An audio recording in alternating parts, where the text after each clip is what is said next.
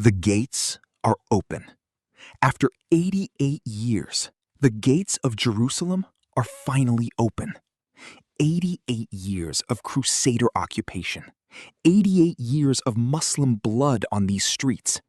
88 years of the most sacred city in Islam locked behind enemy walls.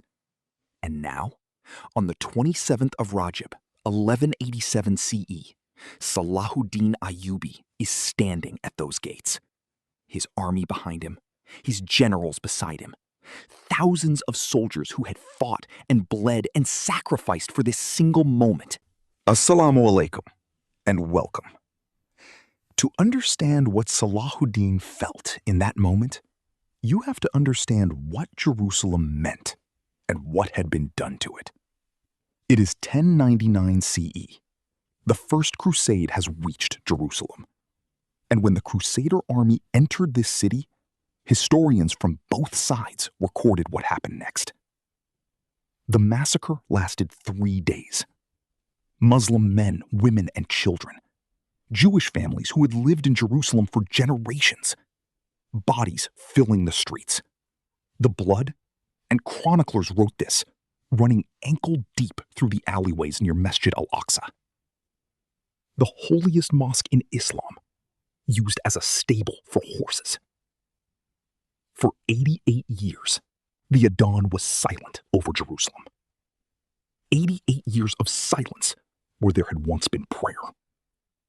And then, Salahuddin came. Salahuddin Ayyubi did not arrive suddenly. This victory took everything he had. He had spent years uniting a Muslim world that was shattered, fragmented, fighting its... The negotiations for Jerusalem were tense. The Crusaders inside had a choice: surrender peacefully or fight to the last man. Their commander, Balian of Ibelin, came to Salahuddin's tent. And what Salahuddin said, what this man said to his enemy, tells you everything about who he was. He said, "I believe Jerusalem to be the house of Allah. I will not dishonor the house of Allah by taking it through violence if I have any other choice." The house of Allah. That is how he described it. Not a military prize, not a trophy. The house of Allah. Terms were agreed. The city would surrender peacefully. Every Crusader life would be protected. Every person who paid ransom would walk free.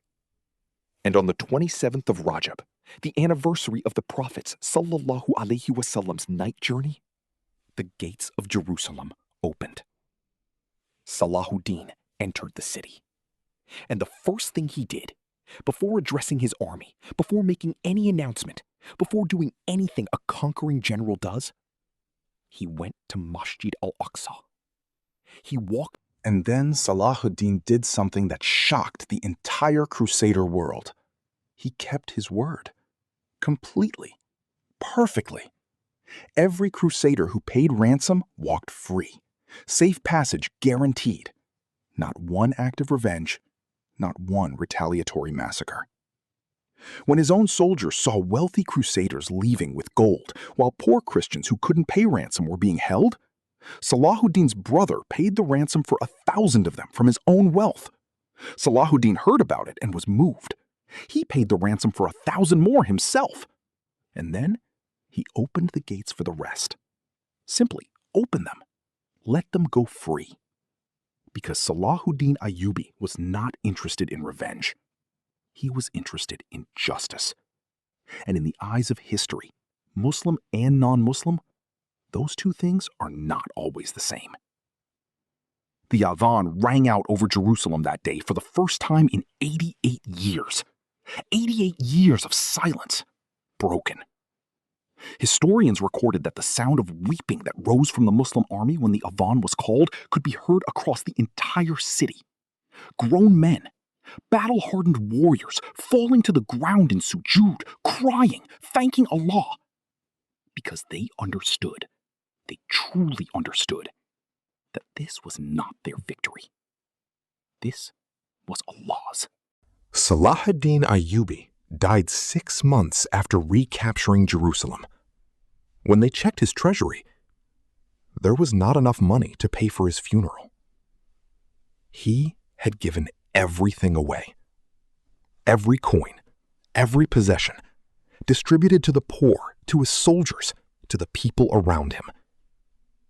The man who returned Jerusalem to Islam died with less than the cost of his own burial. Sound familiar? Our children know every football trophy, every celebrity headline, every trending name. But they don't know the man who wept inside al-Aqsa, the man who kept his word to his enemies, the man who died with nothing after giving everything. Tell them this story. Jazakumullahu khair. Assalamu alaikum.